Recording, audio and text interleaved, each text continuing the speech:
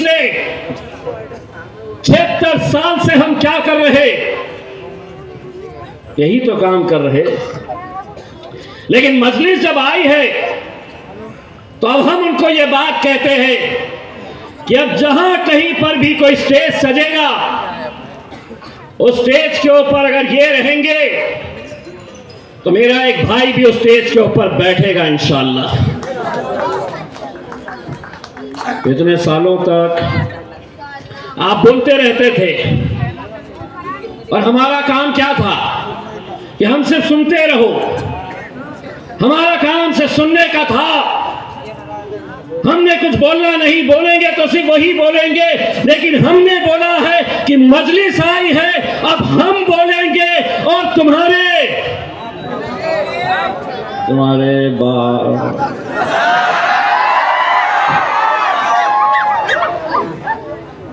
हम बोलेंगे और तुम्हारे आधा मैं आधा तुम। नहीं तो ये बैठे हुए हैं डंडे लेके, चले जाएंगे भाजपा वाले पूरे के पूरे पुलिस स्टेशन में। इम्तियाज जलील आया था, भड़काऊ भाषण देकर गया था, क्या क्या बोलकर गया था, लेकिन उनको मालूम नहीं कानून सबूत मांगता है और सबूत कुछ नहीं है, क्योंकि आधा मैं बोला हूँ, आधा ये बोले हैं। तो अब मैं जो बोल रहा हूँ वो भी सुनो और वो जो बोल रहे वो भी सुनो।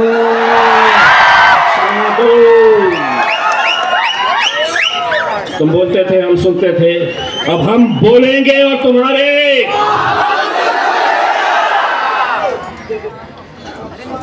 नान खलिया नहीं मिलता है यहाँ पर। यहाँ क्या खाते हो? शादियों में क्या मिलता है?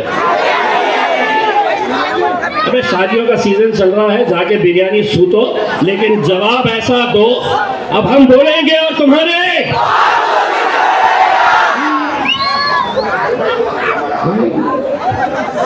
ऐसा कैसा बोला उसने? हमारा बाप को निकाला, हमने थोड़ी निकाले, हमने थोड़ी निकाले।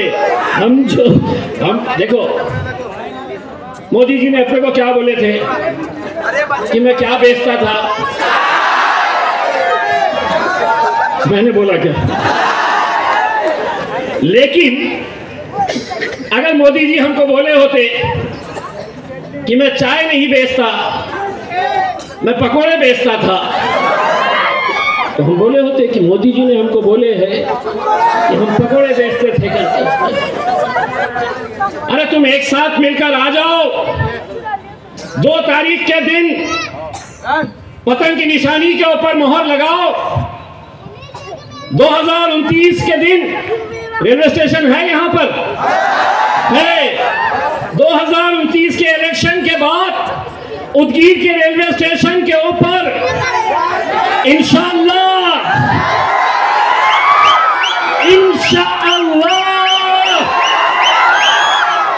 उदगीर के रेलवे स्टेशन के ऊपर एक शख्स नजर आएगा। भाई और बहनों,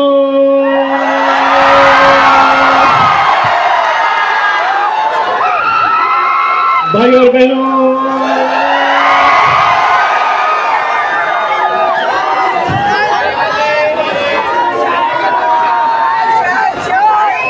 अपन ने कुछ बोले,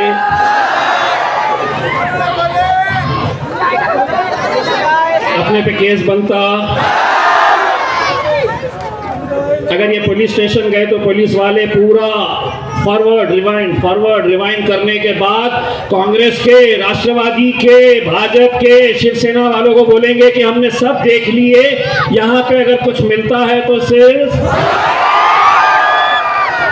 ये मैं बोल सकता हूँ, इसको बोलते हैं बाबा जी का ठुल्लू।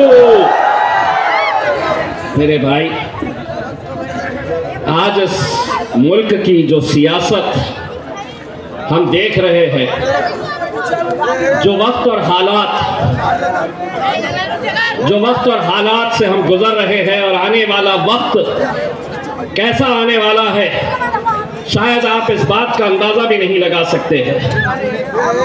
आज जिस तरीके से हमें निशाना बनाया जा रहा है,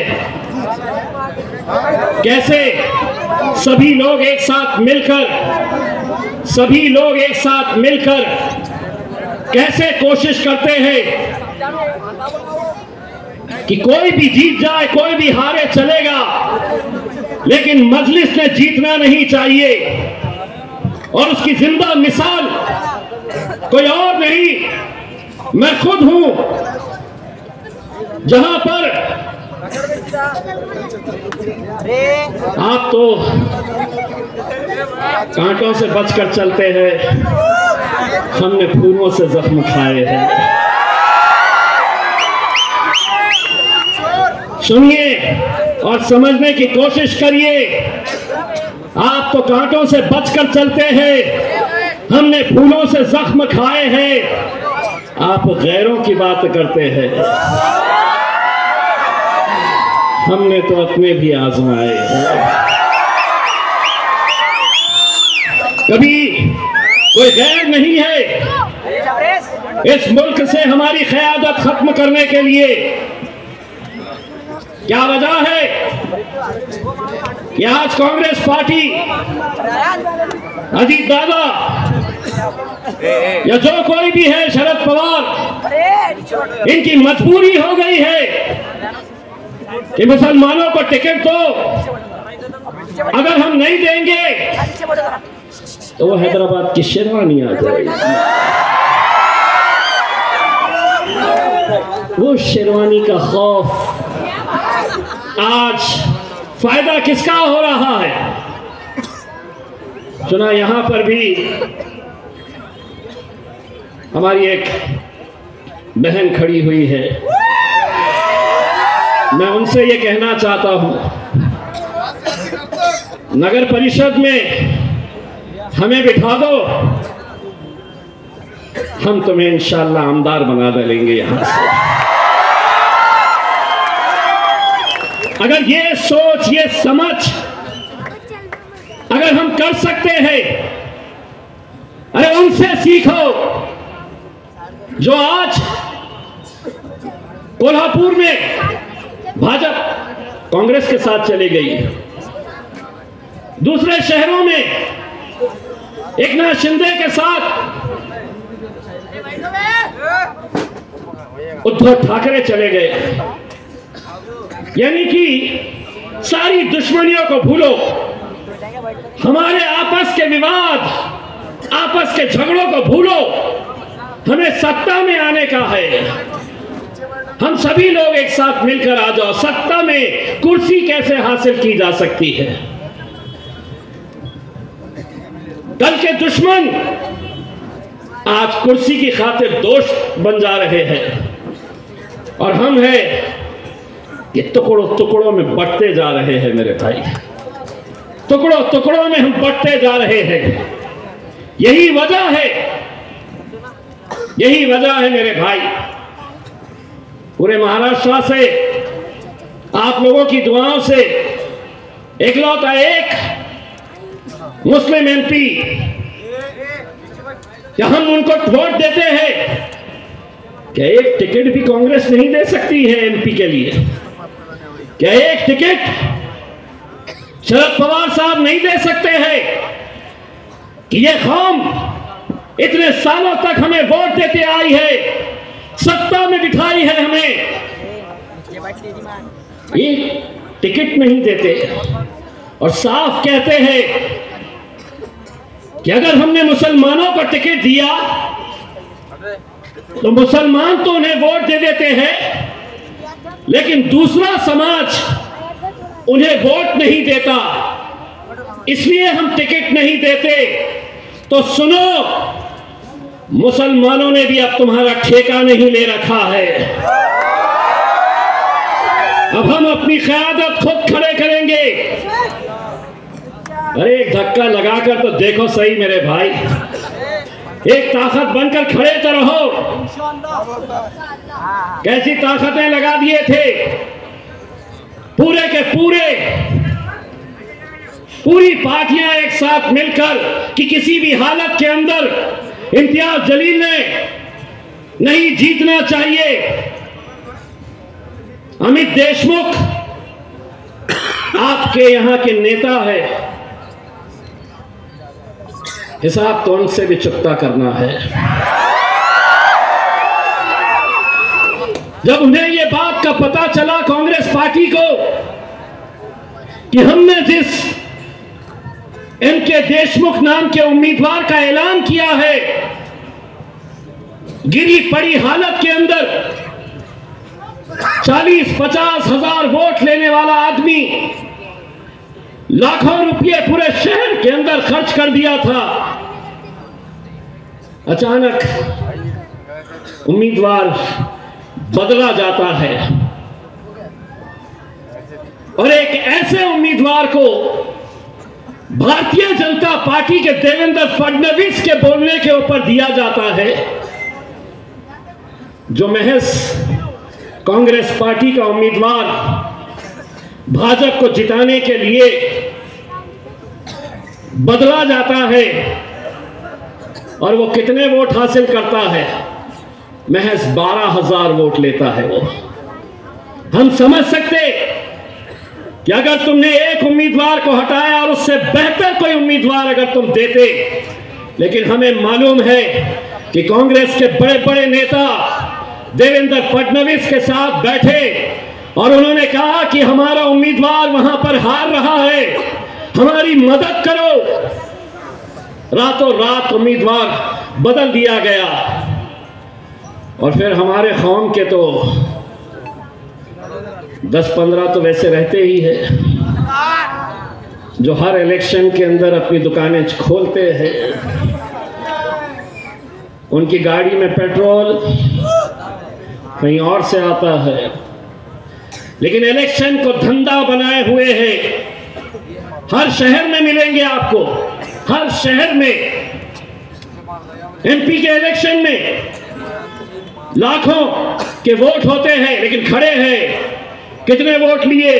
तो साहब 1,500 वोट लिए।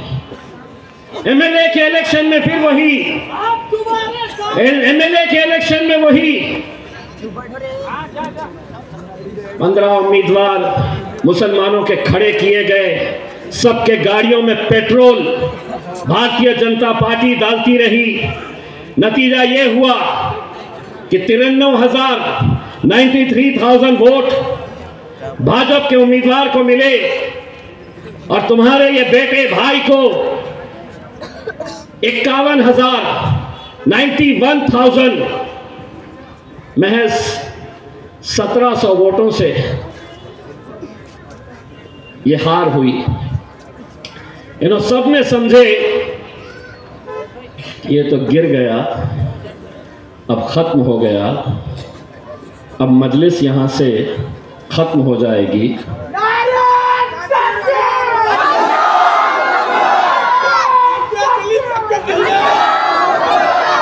मजलिस खत्म हो जाएगी, इम्तियाज जलील हार चुका है।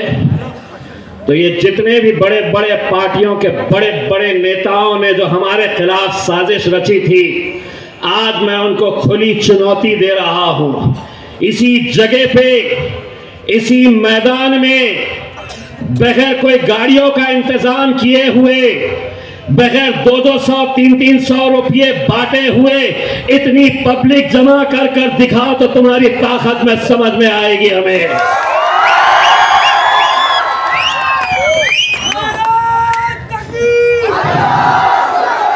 इलेक्शन के वक्त में 200, 300 के अंदर बहुत सारे लोगों को जिंदाबाद मुर्दाबाद के नारे लगाने के लिए बुलाया जाता है। अल्हम्दुलिल्लाह मजलिस इत्तेहादुल मुस्लिमीन एक वाहिद जमात है जहां पर ये दीवानों की फौज जमा होती है तो सिर्फ एक नारे की बुनियाद के ऊपर जमा होती है कि तेरा मेरा रिश्ता क्या। जरा घुमाओ ना, हम कोई कहाँ देख रहे हैं? हमारा तो कोई, हम कोई शाहरुख खान तो है नहीं कि हमारे को ही दिखाते रहेंगे। जरा वो भी दिखाओ कितनी पब्लिक है करके, कैमरे वालों को जगह दो। दोनों हाथ ऊंचे करके मेरे साथ नारा लगाओ, तेरा मेरा रिश्ता क्या, तेरा मेरा रिश्ता क्या।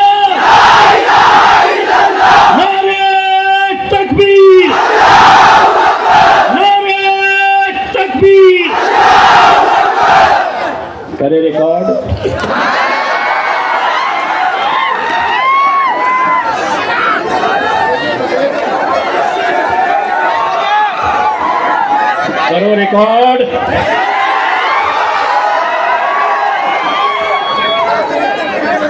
ये टकले का सुनना चाहते हैं। मैं बिहार गया था, इससे पहले मैं गाड़ी में एक सभा के लिए जा रहा था।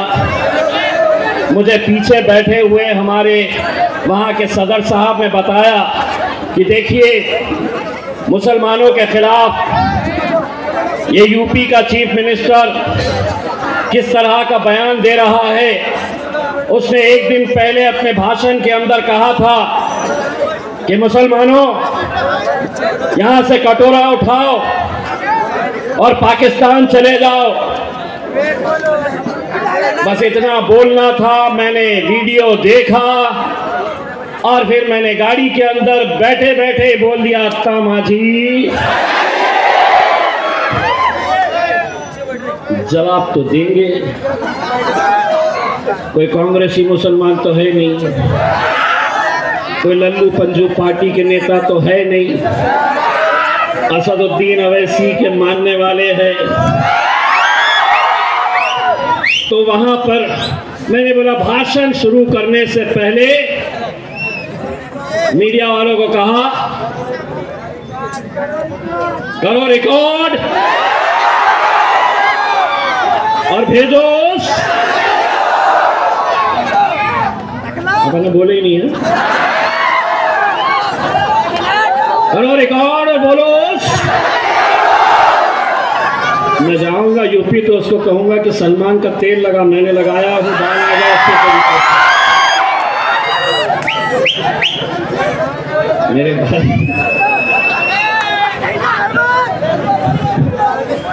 इतने सालों तक हमने यही सुनते आए हैं।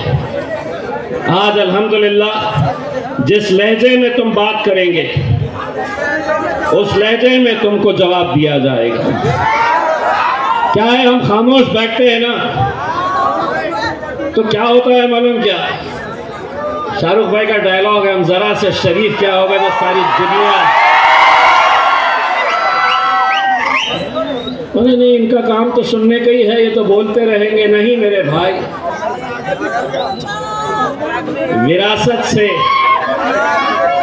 विरासत से अब नहीं होगा सियासत का फैसला। अच्छी तरह से तमाम सियासी पार्टियां सुन लो, विरासत से तय नहीं होगा सियासत का फैसला। उड़ान तय करेगी आसमान में सिक्का किसका है।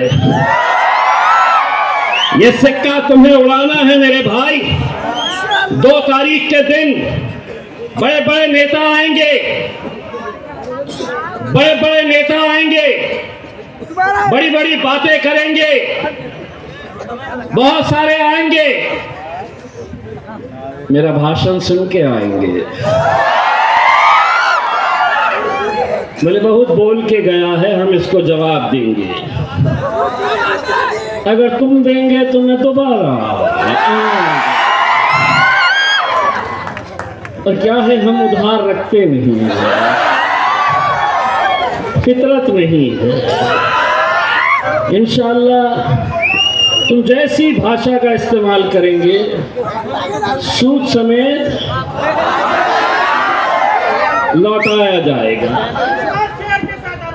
अहमदनगर याद है, वहां का एक आमदार अजीत दादा का बहुत फड़फड़ा रहा था। हम बोले रुको पप्पा आ रहे हैं। अब जैसी हमने बोले पप्पा आ रहे, हैदराबाद से बड़े पप्पा बोले चल मैं भी चलता हूँ। अब हम दोनों आ गए और उनको साफ तरीके से बोल दिए कि मेरे राजा, हमारे मुंह मत लग, और उसको नाम देकर आ गए, शिकनी। अब उसकी हालत ये हो गई, गाड़ी में जाता तो पोट्टे चिल्लाते, ए चिकनी चमेली। तो अजीत दादा ने उसको बुलाए, अरे बोले इनके मुंह मत लगा कर, ये बहुत निकले हुए हैं, ये मेरे को नहीं छोड़ते तो तेरे को क्या छोड़ेंगे। बोले इलेक्शन तक खामोश बैठ, इलेक्शन तक खामोश बैठ, क्योंकि उदगीर में मेरे को बहुत सारे मुसलमानों उम्मीदवार खड़े करना है, आएंगे नहीं मेरे पास, नहीं तो बस आप लोगों से यही इल्तिजा कर रहा हूं मेरे भाई। आज उदगीर से अल्हम्दुलिल्लाह हमने अपने चुनावी प्रचार की शुरुआत की है। आज पहला जलसा मजलिस इत्तेहादुल मुस्लिमीन का हमने उदगीर शहर के अंदर लिया है और मेरी दिली ख्वाहिश है इंशाअल्लाह पहली खुशखबरी भी उदगीर से ही आनी चाहिए। तो करेंगे आप हमसे वादा कि 3 तारीख के दिन उदगीर की फिजाओं में क्या उड़ने वाला है?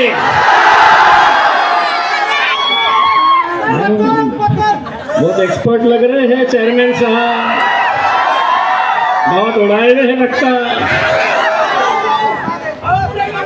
बस इंशाअल्लाह दोस्तों, जब ये जीत मिलती है तो ये महज एक जीत नहीं होती है कि किसी एक शहर के अंदर हमने हमारे कुछ काउंसिलर जिता दिए, कुछ नगर अध्यक्ष जिता दिए। जब ऐसे शहरों के अंदर हमें जीत मिलती है तो जीतेंगे तो ये हमारे उम्मीदवार काउंसिलर्स, लेकिन इसकी ताकत मिलती है मेरे कायद बैरिस्टर असदुद्दीन अवैसी को। मेरे भाई, जिस असदुद्दीन अवैसी को गिरता हुआ, झुकता हुआ, खत्म होता हुआ देखना चाहती है दुनिया, मिटाना चाहती है उन्हें, सियासत की गलियारों से उन्हें खत्म करना चाहती है,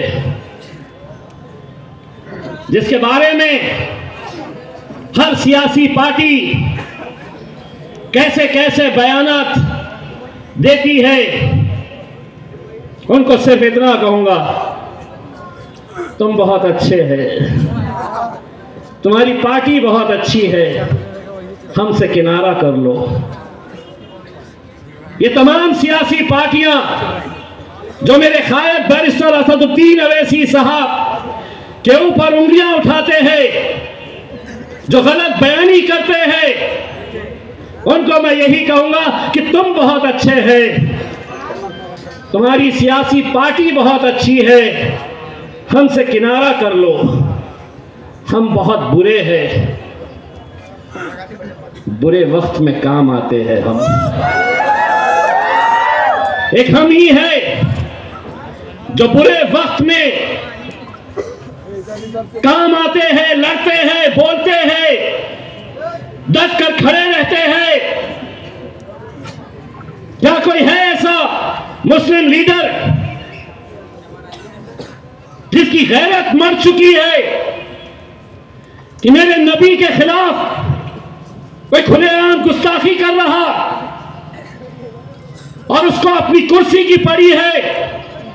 अरे ठोकर मारते हैं हम ऐसी कुर्सियों को अपनी नबी की खातिर, अपने मुस्तफा मोहम्मद सल्लल्लाहु अलैहि वसल्लम की खातिर। क्या तुम्हारा ज़मीर मर चुका है? याद है ना हिंदुस्तान की तारीख के अंदर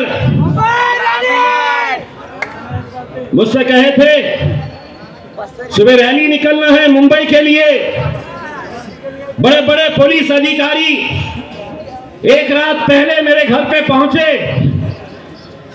बोले आप ये रैली निकाल नहीं सकते, आपको पुलिस इजाजत नहीं दे रही। मैंने कहा मांगा किसने? मांगा किसने? अगर कानून उसके लिए नहीं है इस जमहूरियत के अंदर एहतजाज करने का इख्तियार पूरा है मेरे पास। बोले हम तुम्हें यहां से जाने नहीं देंगे। मैंने कहा क्या करेंगे? बोले बल का प्रयोग करेंगे। बल मतलब ताकत। मैंने कहा जिसके नाम के लिए मैं बाहर जा रहा हूं, तुझे उसकी ताकत का अंदाजा नहीं है, तुझे उसकी ताकत का अंदाजा नहीं है। और साफ तरीके से, क्योंकि मुझे मालूम था कि अकेला इम्तियाज जलील नहीं है, लाखों और करोड़ों ऐसे लोग उस नाम के पीछे अपनी जान कुर्बान करने के लिए तैयार है। बोले नहीं जाने देंगे। मैंने कहा तुम तुम्हारी ताकत लगाओ मुझे रोकने के लिए, मैं मेरी ताकत लगा के बताता हूं बंबई तक मैं कैसा पहुंचता हूं करके। और अल्हम्दुलिल्लाह पहुंचे मेरे भाई। हमने दुनिया को एक पैगाम दिया कि भले ही ये जमहूरी मुल्क है, इस मुल्क की एक तहजीब है, हिंदू मुस्लिम सिख ईसाई दलित, हमारे एसटी ट्राइबल का एक भाई, आज हम सब एक स्टेज के ऊपर खड़े हैं, हाथ में हाथ डालकर।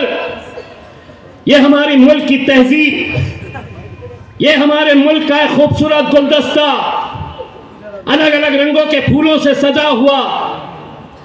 लेकिन जब से ये भारतीय जनता पार्टी आई है,